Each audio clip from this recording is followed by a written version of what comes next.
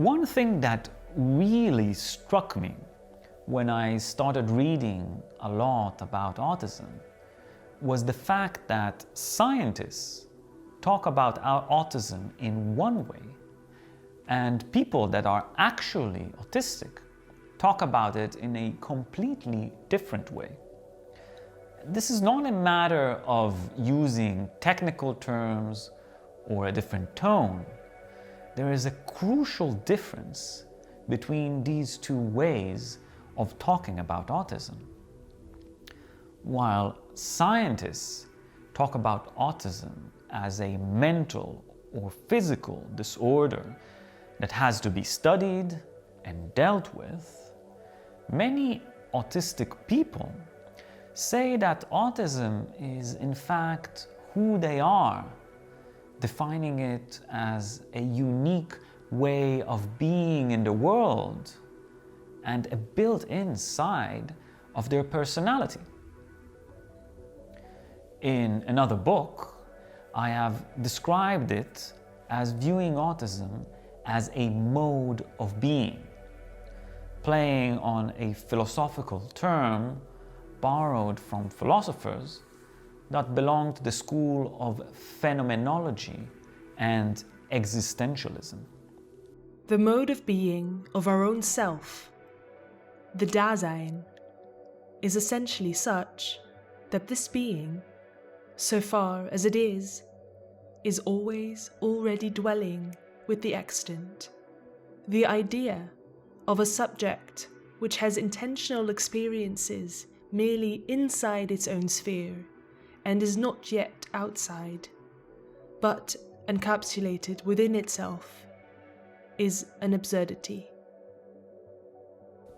These autistic people argue that autism is not a handicap that one has and would do away with, but something someone is and would not choose to stop being, even if one had a choice.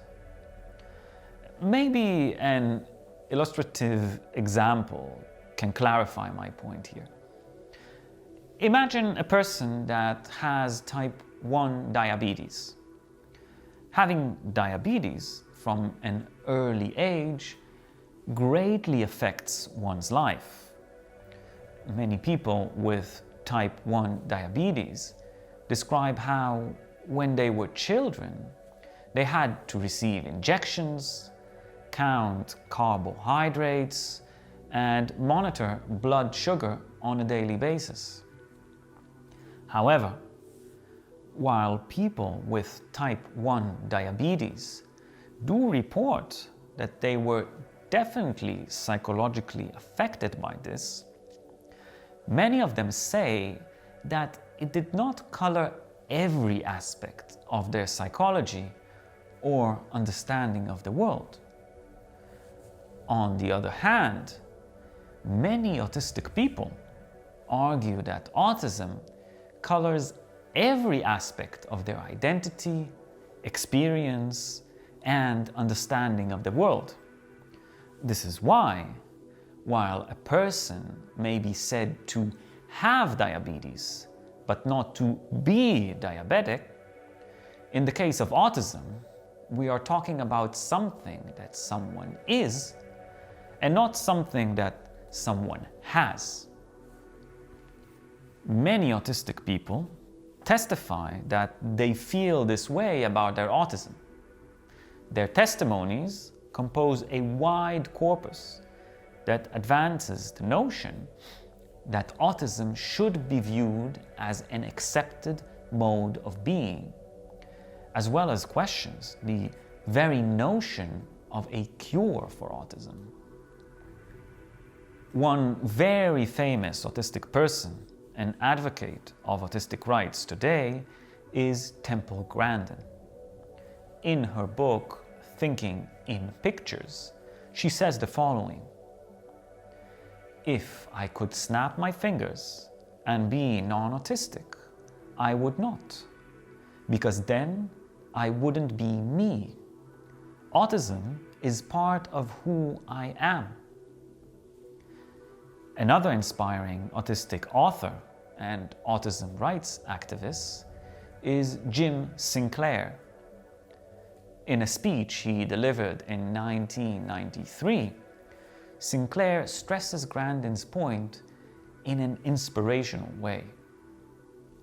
He says, "Autism isn't something a person has or a shell that a person is trapped inside.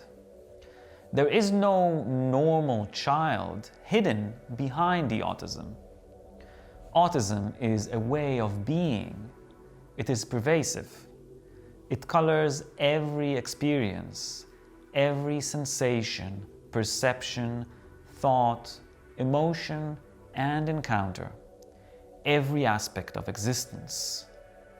It is not possible to separate the autism from the person. And if it were possible, the person you'd have left would not be the same person you started with." In a later interview, Sinclair adds, "What the rest of the world needs to know about autism is that it's not something that can be separated out from the person. It's part of the person. And so, you cannot meaningfully say, 'I love my child, but I hate the autism.'"